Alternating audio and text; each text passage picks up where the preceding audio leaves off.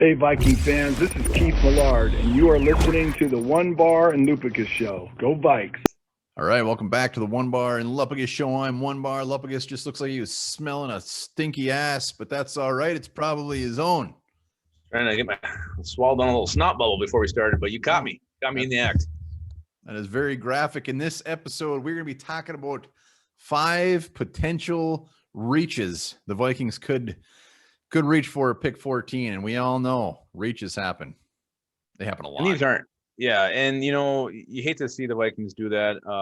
And what makes I think a chance is a little bit higher this year is if they're really looking for that player who they think can fill a need, and if they go strictly at need, and there's a run at a position where they need some help and they force it. That's this year. It's kind of a high risk year, I think, because they got to find an impact player who's going to fill one of those major needs on this team. So to me, it's a little chance of this happening this year a little higher than normal.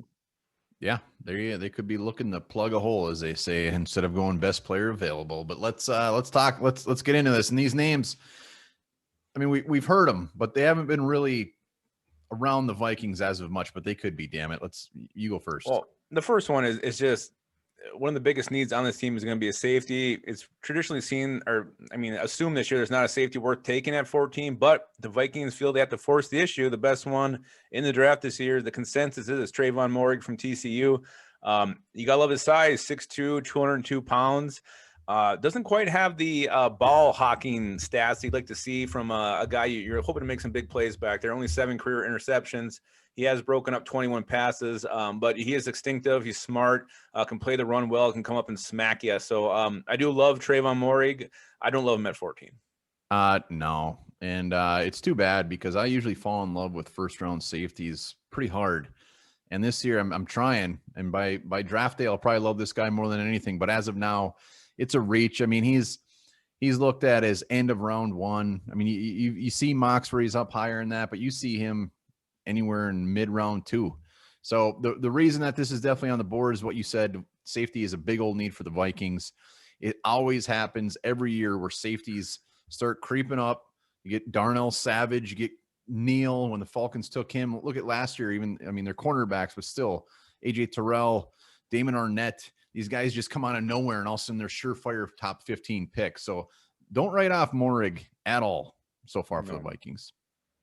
No, we'll see how he runs at his pro day and his combine, because I guess they're the same thing this year. So who do you got? Give me another guy. Let's stay in the secondary. Let's go with J.C. Horn, cornerback from South Carolina. Cornerback, I mean, we invested heavily in the draft last year, but when you look at our depth chart, there's still some holes there. We don't know what Mike Hughes is going on, and as long as Mike Zimmer is his head coach and there's a cornerback there worth taking, it is always a possibility. And J.C. Horn, Zimmer's going to love it. He's got good size. He's aggressive. He's gotten better every damn year at South Carolina. So everything Zimmer loves, J.C. Horn has. And let's not kid ourselves. This wouldn't be that big of a reach. This guy, I've seen him as high as 12. I think he probably ends up going in the top 20. A real popular pick is him going to the Cardinals. So I think he's going to be right in that range. But if I'm taking a corner, I'm not going to take J.C. Horn. I'm going to go with more a surefire thing, Patrick Surtain if he falls, or Caleb Farley. It's just so far down the need list. I don't want to see him address this. And again, if they are taking him at 14, it's because of his size. 6'1", 205. Zimmer's going to be drooling over this guy. He's going to get his way, but to me, it would be a major reach, especially if there's a bigger need sitting there. So that's why I think Horn would be a reach at 14 for the Vikings. Man, all these cornerbacks this year with former NFL player ties, J.C. Horn, who else? Surtain, Florida State, Asante Samuel Jr. Yeah, there's tons of them. I'm not helping you here, but I'm thinking of them after you say them. Yeah, I appreciate you nodding your head and confirming that they're there. Well, even last year there was a shit ton too. So, but one thing that means we're getting old. I know. It's I saw what's his name, Frank Oakham was going to be a coach, and I remember him coming out. No, I used to want him, and he did not pan out. Texas. Only thing with J.C. Horn, 2 career interceptions. I don't like seeing that. You like to see a guy you're taking in the top 14 picks have a little more than 2 career interceptions, especially for a corner. Let's just jump over to offense for a second here. Let's talk about it. Thank you for that sound effect. We really should get some buttons here we can press to add those kind of effects, but too much. I'm going to go wide receiver. I'm going to go Kadarius Toney. Again, nothing against the player. I do like him. Great speed, great production at Florida. What is he? He's 6'0", 193, decent size on him. You look at his stats. He's got 120 career receptions, almost 1,600 receiving yards, 12 touchdowns. 10 of those came last year. So this guy is an explosive player. But again, it's kind of like corner. Needs a little bit down the list, a little bit for the Vikings. If I'm not getting one of these guys, these top guys, whether it's a Jamar Chase, Jalen Waddle, or Devontae Smith, I'm not taking a receiver in round 1 if I'm the Vikings. So that's why I think Kadarius Toney, as much as I do like him, just not a good value for the Vikings at 14. Yeah, but the Vikings, look at the offenses in the NFL these days on who's taking it home. Look at all those receivers the Bucs had. It's becoming more of a norm just to completely load up, and Toney is absolutely a weapon. And if the Vikings want to go that route, he could be a guy that they take and pair up with Jefferson and Thielen.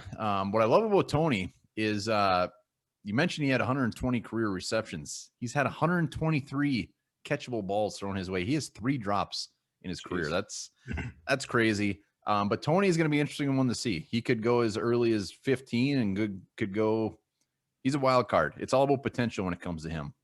Yeah, and let's not forget, this guy can add you a kick and punt returner. He's got experience doing both, so he would definitely have that role in year 1. So whether it's a reach or not, he would be someone the Vikings could get production out of, whether it's from the wide receiver position or as that return man. So, yeah, to me, though, if we're taking a wide receiver, it's got to be one of those top 3. All right, let's hop over to the defense of the ball. Thank you. I was hoping to say that. Another more of a position of need. Barmore is the top defensive tackle, but let's talk about another top defensive tackle, Levi Onwuzurike. We practiced, and you really Onwuzurike. Onwuzurike. I practiced it. I killed it. Well, I think it can even be argued that Barmore could be considered a reach at 14. You see him all over the board. You see him at the end of round 1. You see him at 14. You see him a lot at 17. So to me, any defensive tackle not named Christian Barmore is a reach at 14. But here's a guy who could fill one of your biggest needs on your team. He can be the interior pass rusher. He's 6'3". Can I interrupt for a second? This is really bothering me. Levi Onwuzurike. Nailed it. Yeah. Why did you pronounce the O wrong the first time? Onwuzurike. It's Onwuzurike. I got it. Well, this guy's got some explosion to him. He's 6'3", 288. He's played defensive end. He can play defensive tackle, so he can get out the ball quickly. You got to love that. 7 career sacks, not bad. He did opt out, so he's got a year of not playing football, which a lot of players in this year's draft are going to have. So I don't know how big of a negative that's going to be when you look at the overall pool of players who are in that same boat. But yeah, but man, at 14, this would make me sick to my stomach. It'd be one of these picks you throw up immediately, then you kind of talk yourself into liking, like, I know I'm going to trust the scouts, I'm going to trust the coaching staff, they know what they're doing. To be next Tyson Alualu kind of a situation, but man, this would be disgusting. It would be, and why I think Onwuzurike is such a reach is not only did he opt out, but his sophomore year, he really kind of flashed on. His junior year, they kind of gave him the starting reins and put him out there, and he didn't really seem to get any better or do anything. He had 1 less sack. It's not all about the sack numbers, but he just didn't show up as well as everybody had hoped he would have. So that scares me a little bit. And then he opted out. He could have came back in 2020 and kind of put that year to shame. But Onwuzurike, which I'm continuously nailing, he should be at the bottom of round 1. But defensive tackle is such a huge need. Just think if Barmore also goes like top 10 and all of a sudden the Vikings just completely shit the bed and take him. That's what makes you worry. And that's why I think this is that year where you never know what's going to happen. Vikings are hell-bent on fixing that 3-tech position, and the Barmore goes and they force something like this. But Onwuzurike did have a great Senior Bowl. I think he played very well. Silly. So what worries you, you mentioned that sophomore year, so he was probably getting double-teamed the next year. And so if he couldn't figure out a way to get through that, that's kind of a red flag in my book. Well, let's be clear. Even if it was a reach, even if we took him as much as people didn't want him, he would be a starter day 1. You'd have to start. Yeah, he would be a day 1 improvement, and that's all that matters. We hope he'd be an improvement. All right, final guy on the list, offensive lineman from Michigan, Jalen Mayfield. Yeah, another guy who's opted out. He's only 15 career starts. We're just looking at this before we started here. Here's a guy I think of the Vikings. They feel like they have to fix the O-line and they want to do it at 14. If for some reason there's a run early and this is the best option there, or for some reason Spielman's super high on this guy and figures he's the next best thing and it can, be the solution to our offensive line problems. But my worry is this. To me, I think he's probably better at tackle, and you're going to move him inside. You got a guy who didn't play last year. You're going to change positions. I don't like it. It just screams bust to me. It screams reach, and it screams horrible choice. Yeah, if we're taking an offensive lineman that has played both guard and tackle and has 15 career starts at pick 14, I am going to bounce my head off this table multiple times. Out of all these players that we mentioned as far as reaches, in my mind, this would be the biggest reach. He played a couple games in 2020. There seems to be people very, very high on this guy, thinking that he is just tapping his potential. I'm not one of them.